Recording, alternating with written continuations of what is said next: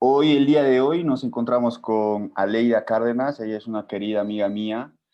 Ella, entre varias de sus poderes, vamos a decirlo así, no solamente está el poder de escribir poesía, el poder de retomar el hechizo de la palabra para sanar, para construir, para buscar, para equilibrar, sino también en los últimos años de su vida ella se ha especializado en la medicina alternativa, vamos a decirlo así, se ha especializado en ayudar a las personas a encontrar justamente su equilibrio, salud, tranquilidad, y creo que en justamente el contexto en el que estamos viviendo de una gran crisis política, de una gran crisis sanitaria mundial, que no solo afecta a las naciones, sino creo que también nos afecta a cada uno de nosotros, es fundamental su participación en este taller, así que Aleida, te agradezco muchísimo el tiempo que tienes para compartir eh, con los alumnos de la Clínica Literaria de Chiriuchu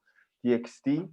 Así que, sin más, bueno, primero saludarte y quizás comenzar esta intervención tuya preguntándote, según tu propia perspectiva, tu conocimiento del mundo, la manera de entender que tienes, qué está pasando, qué está ocurriendo, qué está pasando con el planeta y con nosotros mismos.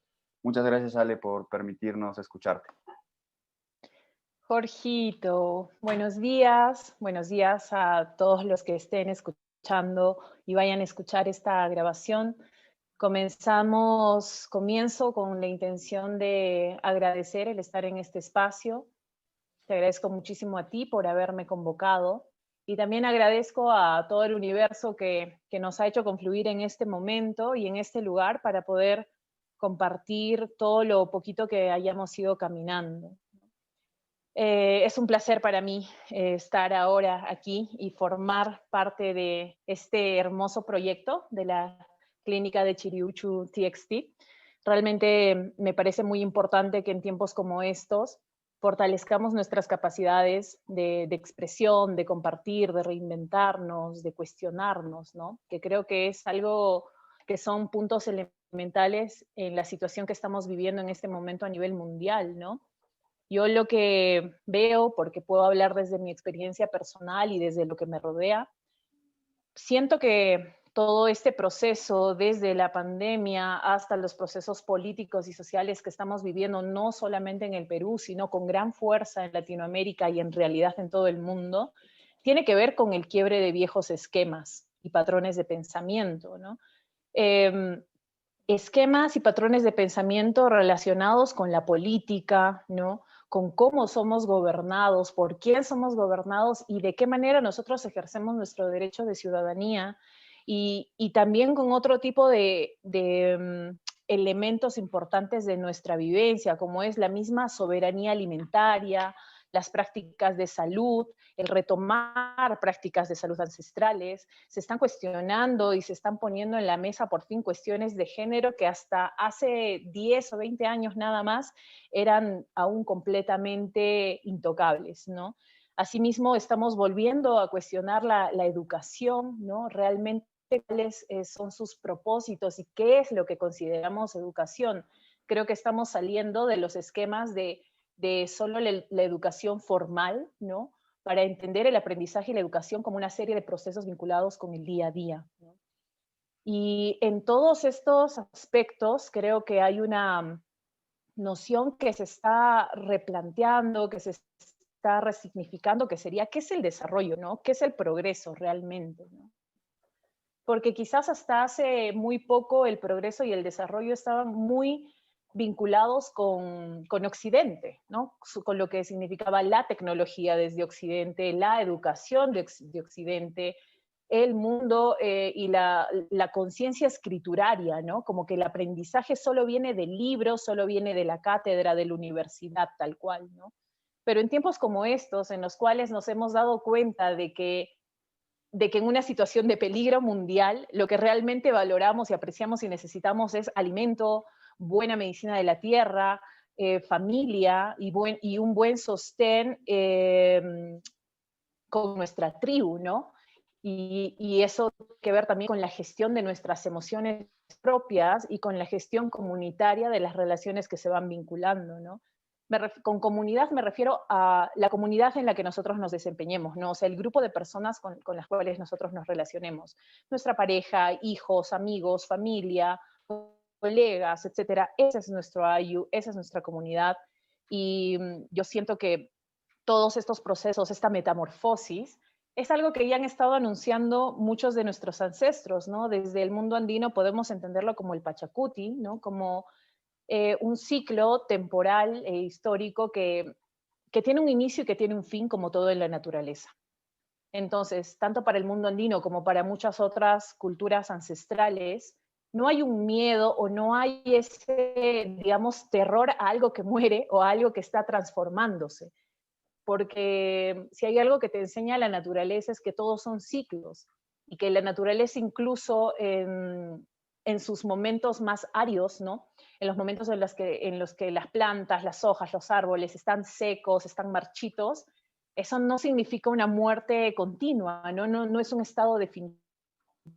Entonces, si hay algo que enseña mucho la observación de la naturaleza, es aprender a convivir con estos ciclos y trascenderlos sin la necesidad de que haya una resistencia, ¿no? Con resistencia me refiero a que padezcamos el proceso, ¿no? A que nos cueste mucho adaptarnos a este proceso, ¿no? Desde las profecías como la profecía del Incarri, ¿no? Que si bien decía que las partes del Inca Rey en algún momento se iban a reunir para volver a instaurar los principios de la Yincausa, ¿no?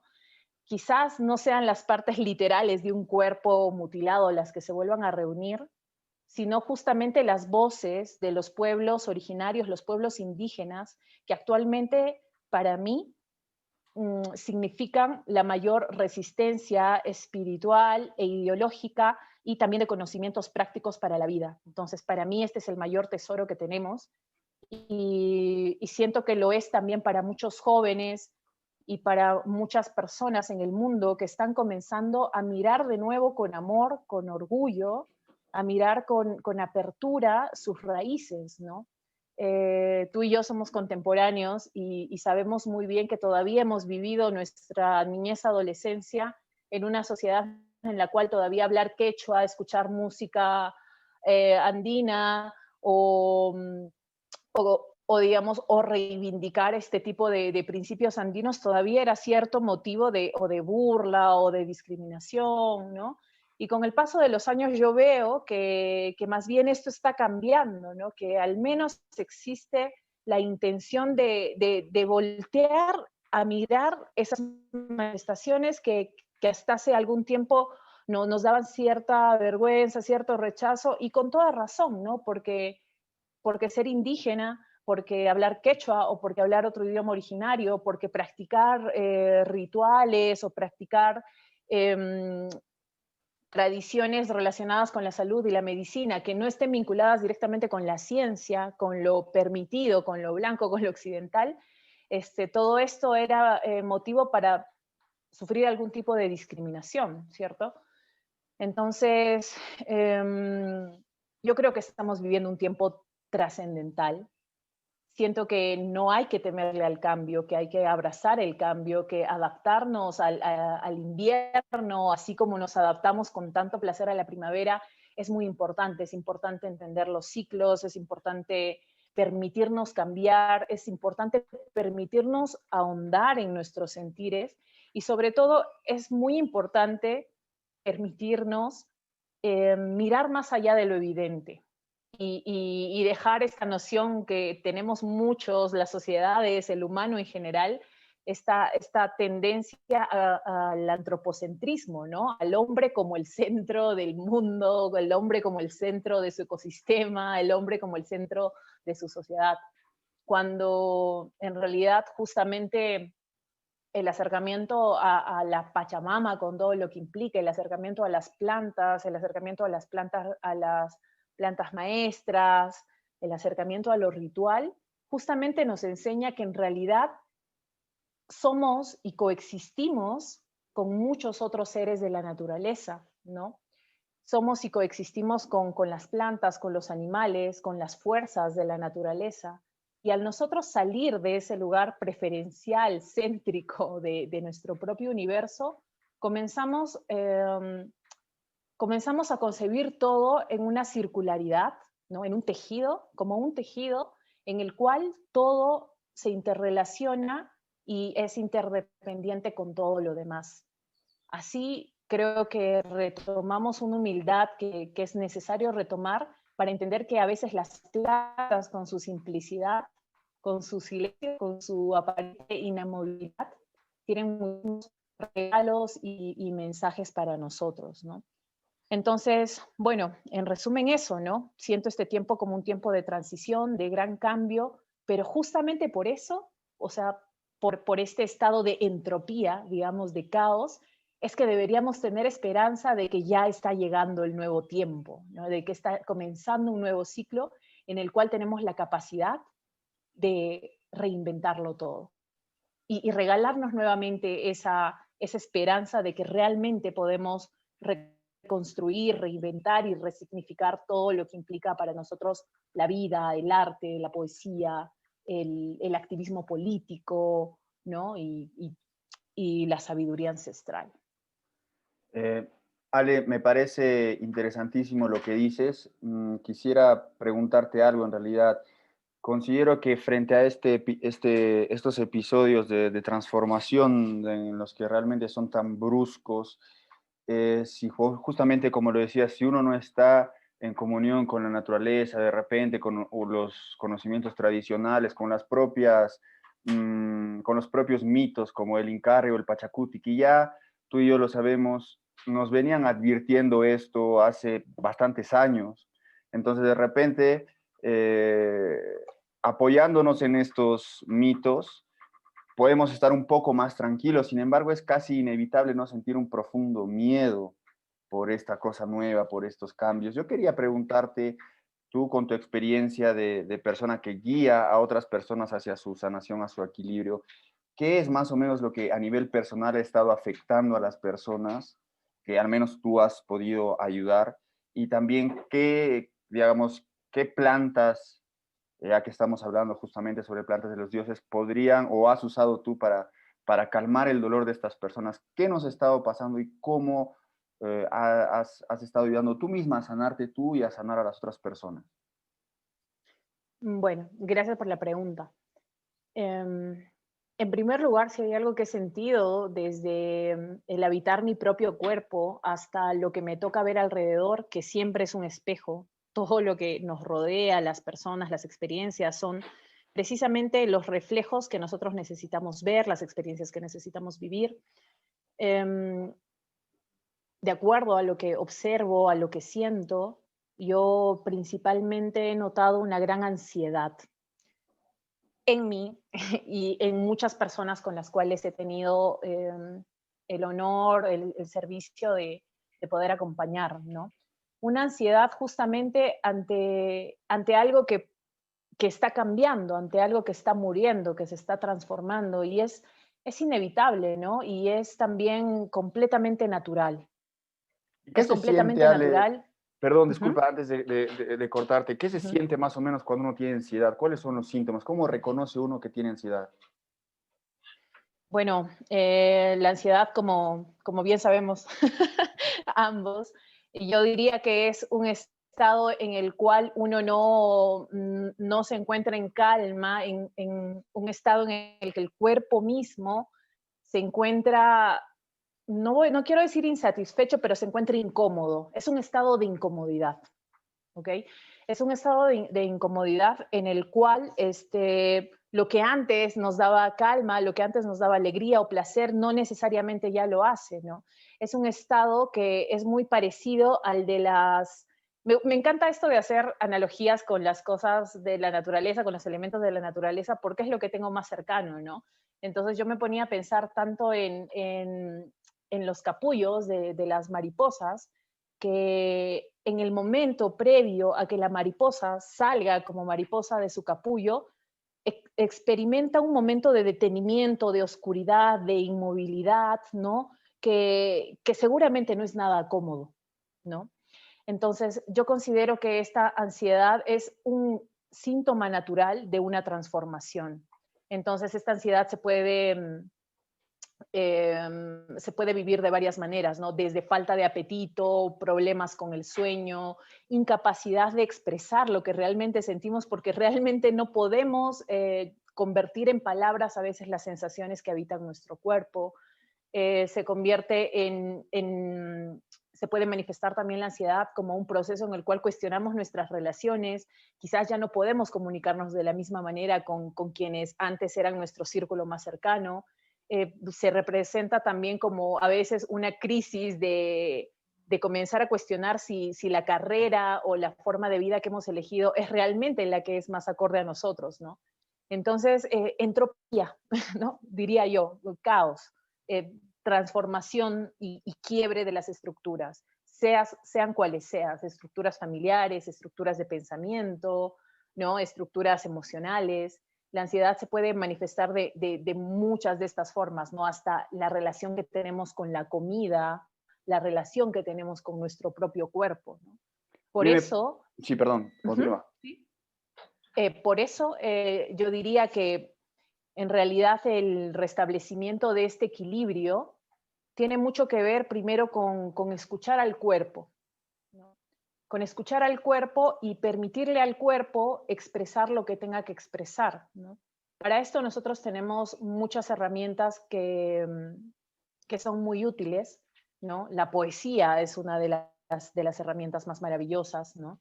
Desde mi experiencia lo digo, pero también tenemos muchos ayudantes y tenemos muchos aliados, ¿no? Y a veces esta sensación de ansiedad se genera sobre todo porque nos sentimos solos, porque nos sentimos no acompañados, porque nos sentimos divididos o separados del otro, sea el otro una persona o sea el otro el espacio que habitamos, el territorio mismo, o el mismo cuerpo como territorio. A veces nos sentimos incluso disociados de nuestro cuerpo, ¿no?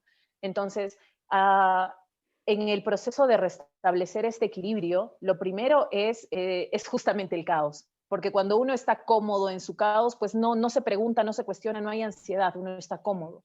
La ansiedad es justamente un buen síntoma en la medida en la que nuestro cuerpo, nuestras emociones, nuestra mente nos está diciendo, hey, algo no está funcionando bien, algo está transformándose y, y en esa transformación las plantas sagradas, no solamente entendiendo a las plantas maestras como la madre ayahuasca, como el guachuma, como la misma mamacoca, que es una de las plantas más disminuidas, ¿no? Y más poderosas también, ¿no? Más al alcance de todos y por eso mismo a veces también de las más olvidadas.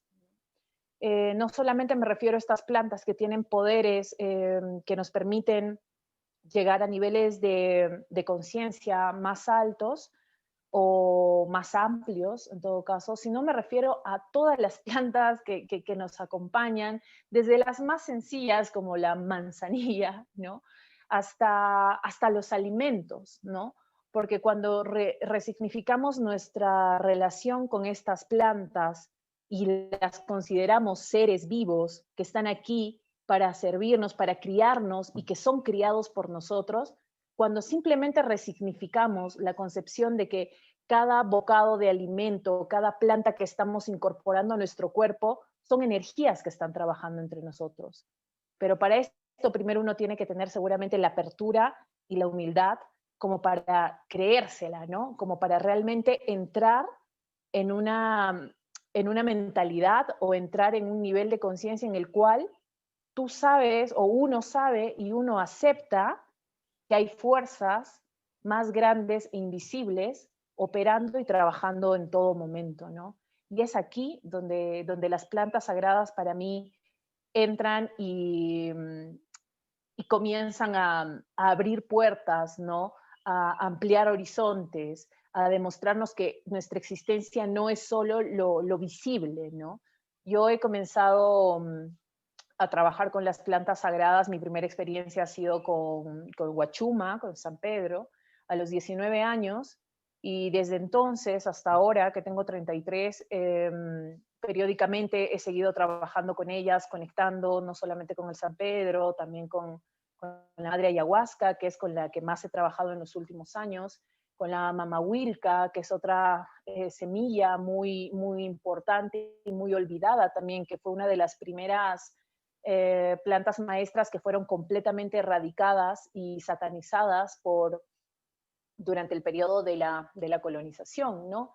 Entre otras plantas como el mismo tabaco, ¿no? Que para Occidente, o sea, toda la gente debe tener, en cuanto digo tabaco, debe imaginarse un cigarrillo, ¿no? Que es lo que Occidente nos ha dejado, pero el tabaco, el zairi, el taita zairi, en sí mismo es una gran medicina utilizada desde hace miles de años por nuestras comunidades y nuestros pueblos indígenas, con como un gran curandero, limpiador, protector de energía, y en lo humilde que es esta planta y en lo mucho que ha sido eh, transformada por Occidente, esta planta aún conserva un gran poder de limpieza, de acompañamiento, ¿no? Entonces, plantas hay muchas y en realidad creo que cada persona debe darse el tiempo de escuchar el llamado de las plantas y considerar cuál es la mejor para él o para ella. Pero yo diría que una experiencia, que permitirse una experiencia con estas plantas de poder es trascendental para para volver a conectarnos con la unidad de la que formamos parte, ¿no? Y para volver a retomar esa noción de ser parte de una gran estructura que se está moviendo en conjunto, está sanando o transmutando en conjunto, ¿no? Todos dependemos de todo, los seres, los animales, las fuerzas de la naturaleza, todos convivimos en esta Pachamama, ¿no? En esta alpa, en esta tierra, y no por nada, ¿no? O sea, las plantas tienen muchísimos mensajes, tienen sobre todo esa capacidad de sacarnos de estructuras mentales muy cuadriculadas, en las que el conocimiento solo viene de los libros o en las que la sanación solamente viene de la medicina occidental, ¿no? Muchas veces la mayor parte de traumas, de enfermedades, están relacionados con procesos emocionales no gestionados, ¿no? Y lo que hacen estas plantas en la mayoría de ocasiones es enfrentarte con tu miedo, es enfrentarte con tu trauma, es enfrentarte con tus patrones de pensamiento y los deshace. Si tú se lo permites, si uno tiene la apertura, la maravilla, el milagro que pueden operar estas plantas es realmente increíble y a veces inmediato. Uno puede notar una gran diferencia después de tan solo una sesión, ¿no? Yo he necesitado trabajar mucho con las plantas y me doy cuenta de que ellas son maestras que a veces también son temporales, no necesariamente tienen que acompañarnos durante toda la vida, pero mientras nos acompañen y permitimos que nos acompañen, nos van a recordar no solamente el poder que tenemos dentro de nosotros de sanarnos a nosotros mismos, sino de entender y recordar que tenemos aliados y que los aliados nuestros son todos los seres de la naturaleza. O sea, en realidad no vivimos, o sea, tenemos que quitarnos el peso de vivir amenazados por lo que nos rodea y volver a sentirnos protegidos, criados y nutridos por los seres, por la tierra, por las plantas.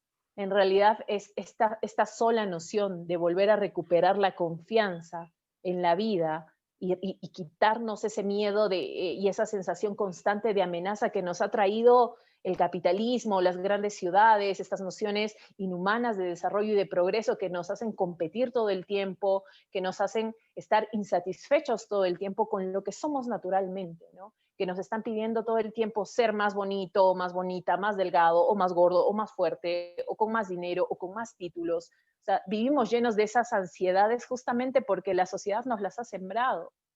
En cambio, retomar un contacto con una de estas fuerzas naturales nos devuelve una tranquilidad y una seguridad que de muy pocas maneras se puede lograr mediante la terapia occidental o la medicina occidental, ¿no? Ale, ya más o menos para dirigirnos hacia el final de nuestra participación, así Ujú. como tenemos aliados a las plantas de los dioses, por llamarlos de algún modo, a estas plantas maravillosas, que en realidad, como tú lo has dicho, pueden ser desde la manzanilla, en el caso para tratar, no sé, la ansiedad, la valeriana, el propio cannabis, San Pedro, etcétera. Que nos comentabas que también la poesía es básicamente un aliado para curar nuestras heridas, nuestro dolor. En ese sentido, me comentabas que te gustaría compartir con nosotros algunos poemas. Quizás sea el Ujú. momento ideal para hacerlo en este momento. No sé si estás de acuerdo. Por supuesto que sí, por supuesto que sí. Bueno, el primer poema que quería compartir, bueno, tengo varias cositas por acá, le hago una pequeñita introducción. Si hay algo en lo que yo he sentido directamente la relación entre las plantas maestras y la poesía, bueno, la poesía llegó primero a mí, ¿no? O sea, primero em, recibí y entendí esta capacidad milagrosa de entender la palabra como magia, de entender la palabra como sueño, como alas, ¿no? Y eso es lo que te da la poesía, ¿no? Te permite salir de los propios límites de nuestro pensamiento, de nuestro cuerpo mismo, ¿no? Em, Luego, al trabajar o al interactuar con maestros shipibos, con maestros quero, al conocer un poco más sobre los cantos Sesúa, por ejemplo, de los Huachiperi, ¿no? Que son cantos sanadores, o el Querotaki, que también son cantos sanadores de nuestra comunidad quero en las alturas de Paucartambo, o entender de qué manera las machis de los pueblos mapuches también crean canciones o poemas específicos para sanar. Me doy cuenta, y esto es algo muy hermoso de observar, que realmente hay una relación muy profunda entre la poesía, el rezo, el canto y el conjuro, ¿no? El hechizo. ¿Y qué tienen en común todas estas manifestaciones? Tienen en común el dotar a la palabra del poder mágico que tiene, ¿no? Entonces, la poesía, que, que, que en mi propia experiencia durante un tiempo necesitó ser subversiva o contestataria o de las sombras, ¿no? Durante el primer proceso para mí la poesía me sirvió para sacar todas las sombras de mis entrañas, para poner frente a mí en palabras lo que me habitaba, ¿no? Y en ese momento me pudo habitar el miedo o la desconfianza o las sombras, ¿no? Pero justamente y paralelamente con mi trabajo con las plantas sagradas, también me he dado cuenta de que la palabra también se va haciendo más luminosa y la palabra va adquiriendo más poder. Y durante ceremonias, cualquier canto, cualquier plegaria, cualquier emisión de la voz se hace mucho más poderosa, lo cual no significa que en la vida diaria no lo sea, más bien lo es todo el tiempo. La palabra y cada cosa que sale de nuestra voz tiene un gran poder. Entonces, en ese sentido, la poesía como medicina es algo que necesitamos tener súper claro. La poesía puede ser medicina, la poesía puede sanar, la poesía puede curar, dependiendo de la intención y dependiendo de que nos creamos el poder de la palabra.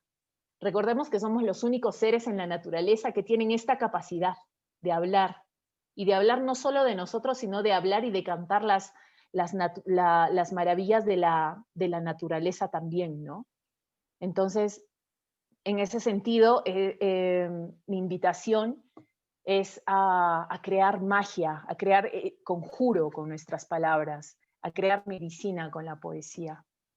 Quiero comenzar con un poema de María Sabina, que en realidad más que un poema, este es una oración o un canto, uno de los que ella utilizaba durante sus ceremonias de sanación con los niños mágicos, con los honguitos, ¿no?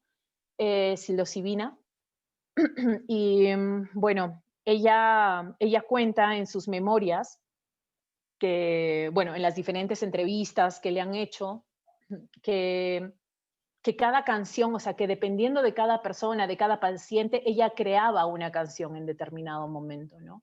Entonces era como, ella era la poeta sanadora, ¿no? Y con la confianza y con el apoyo de los niños mágicos, de los honguitos, ¿no? Sagrados, esta poesía adquiría un poder más grande. Este es uno de sus poemas. Dice, soy la mujer que solo nací, soy la mujer que sola caí, soy la mujer que espera, soy la mujer que examina, soy la mujer que mira hacia adentro, soy la mujer que mira debajo del agua, soy la nadadora sagrada, porque puedo nadar en lo grandioso. Soy la mujer luna, soy la mujer que vuela, soy la mujer aerolito, soy la mujer constelación Huarache, Soy la mujer constelación bastón. Soy la mujer estrella, Dios, porque vengo recorriendo los lugares desde su origen. Soy la mujer de la brisa. Soy la mujer rocío fresco. Soy la mujer del alba. Soy la mujer del crepúsculo. Soy la mujer que brota. Soy la mujer arrancada. Soy la mujer que llora. Soy la mujer que chilla. Soy la mujer que hace sonar. Soy la mujer tamborista. Soy la mujer trompetista. Soy la mujer que alegra porque soy la payasa sagrada. Soy la mujer piedra del sol. Soy la mujer luz de día. Soy la mujer que hace girar. Soy la mujer del cielo. Soy la mujer de bien. Soy la mujer espíritu, porque puedo entrar y puedo salir en el reino de la muerte. Miren, ese es un poema Wow. canto de María Sabina, ¿no? Y lo que me encanta de esto es que ella se integra con la naturaleza, ¿te das cuenta? Al decir yo soy la mujer luna, soy la mujer constelación, ella se hace una con las fuerzas de la naturaleza, se hace una con el instrumento, con el tambor, se hace una con el sol, se hace una con Dios, ¿no? Y, y wow, o sea, si alguien no te dice que esta mujer era una mujer indígena, anciana, que no sabía ni leer ni escribir, pero era una gran maestra de curación, es como, si no lo supiéramos, podría ser cualquier poeta, ¿no? O sea, podría ser una mujer poeta de nuestro entorno, ¿no? Pero para que veamos que la poesía tiene tantas manifestaciones, tiene tantas voces, ¿no? Que, que está bueno como quitarnos también todos los prejuicios y las limitaciones que tengamos sobre desde dónde se puede vivir la poesía, desde dónde se puede expresar la poesía y hasta dónde también, ¿no? Acá también me gustaría compartir un, un, un pequeño fragmento de Las tres mitades de Inomoxo, de César Calvo, que es un libro que también les súper recomiendo, para que vean justamente cómo una vez que uno entra en este maravilloso universo de las plantas sagradas, de las múltiples existencias, de los múltiples ejercicios que podemos hacer de nuestra voz, de nuestra presencia, de nuestra energía, pues es súper recomendable para todos ustedes que lo lean, ¿no?